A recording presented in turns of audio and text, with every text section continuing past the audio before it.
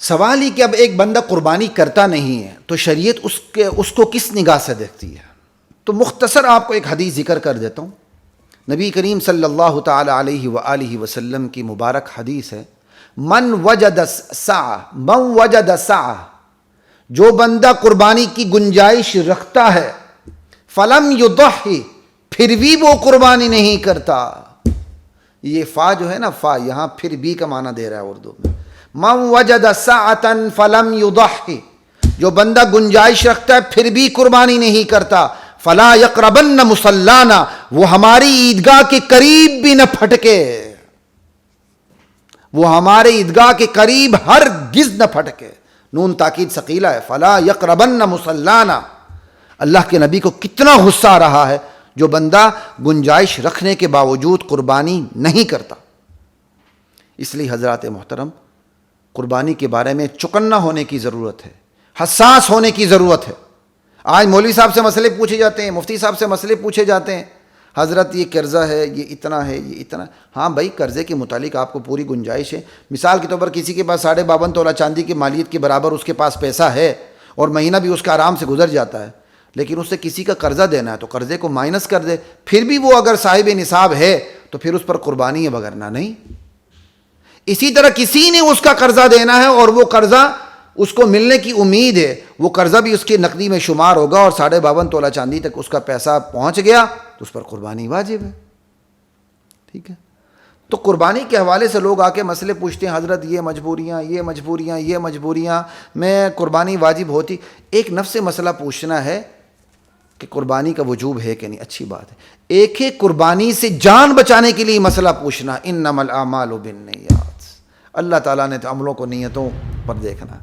قربانی سے جان چھڑانے کے لیے کبھی مسئلے نہ پوچھیں، وگرنہ اللہ ایسا کر سکتا ہے کہ بندے کو اتنا حقیر فقیر بنا کے رکھ دے، وہ قربانی اس پر واجب ہی نہ ہو. اس لیے قربانی سے جان چھڑانے کے لیے مفتی حضرات سے، مولانا حضرات سے کبھی بھی مسئلہ نہ پوچھیں.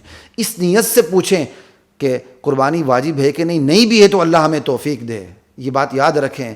میرے والد مرحوم اللہ تعالیٰ انہیں غریق رحمت کرے، فرمایا کرتے تھے غالباً اپنے والد صاحب کے حوالے سے کہ جو بندہ نفلی قربانی کرتا ہے اللہ اسے فرض قربانی، واجب قربانی کی توفیق عطا فرما دیتے ہیں.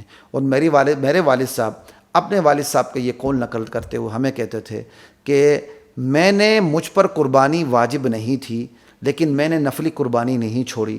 الحمدللہ اللہ تعالیٰ نے مجھے واجب قربانی کی توفیق عطا فرمائی. میں حیران ہوں، میرے والد صاحب فوت ہونے تک اپنی قربانی کرتے تھے.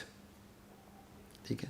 والدہ کی بھی قربانی ہوتی تھی، اور ہمارے ایک چچا جو لا ولد تھے، میرے والد صاحب نے ان کی بھی قربانی کی کہ ان کی طرف سے کون قربانی کرے گا، ان کی طرف سے کی. نبی علیہ السلام کی قربانی تو میرے والد صاحب ہر سال کرتے تھے. نبی علیہ السلام کی طرف سے قربانی ہر سال کرتے تھے میرے والد صاحب. ایک پوری ویڑی ان کے اپنے گھر کی ہوتی تھی، اس کے اندر وہ حصے ڈالتے تھے. لا الہ الا اللہ. تو والد صاحب کہتے تھے کہ میں نے اپنے والد صاحب سے سنا کہ جو نفلی قربانی کرتا ہے اللہ اسے واجب قربانی تک پہنچا دیتے ہیں. تو اللہ میرے والد صاحب کہتے ہیں کہ میں نے یہ عمل کیا اور میں نے اپنی آنکھوں سے دیکھا کہ میں نفلی قربانی کرتا تھا، آج میں اپنی واجب قربانی کر رہا ہوں. تو اس لیے قربانی سے جان نہ چھوڑا ہے. اب قربانی واجب بھی نہیں ہے لیکن پھر بھی اگر آپ کے پاس گنجائش ہے نا تو ضرور کیجیے گا. اور اسی طرح نبی علیہ السلام کو بھی قربانی میں نہ بھولیے گا. اللہ توفیق عطا فرمائے ہم میں سے ہر ایک کو کہ ہم نبی علیہ السلام کی طرف سے بھی قربانی کریں. کتنی برکت پڑے گی، کتنی برکتیں پڑیں گی. ٹھیک ہے نا. تو یہ حدیث دیکھیں نا، جو گنجائش رکھنے کے باوجود قربانی نہ کرے وہ ہماری عیدگاہ کے قریب بھی ہرگز نہ پھٹکے. فلا یقربن مصلانا. اس لیے ہمیں ان چیزوں میں بہت احتیاط کی ضرورت ہے. اور جس نے قربانی کی اس کے بارے میں بھی ام عائشہ رضی اللہ تعالیٰ عنہ کی حدیث ہے نا، جو نبی علیہ السلام سے ذکر کرتے ہیں کہ آدمی کا کوئی عمل قربانی کے دن اللہ تعالیٰ کو خون بہانے کے عمل سے زیادہ محبوب نہیں ہے.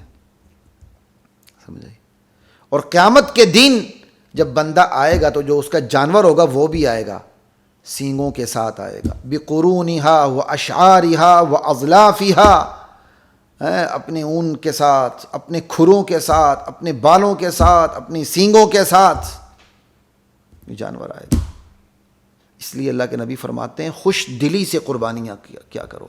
فطیبوا بها نفسا، خوش دلی کے ساتھ قربانیاں کیا کرو، خوش دلی کے ساتھ قربانی کیا کرو۔ اس لیے اللہ تعالی ہمیں قربانی کرنے کی توفیق عطا فرمائے۔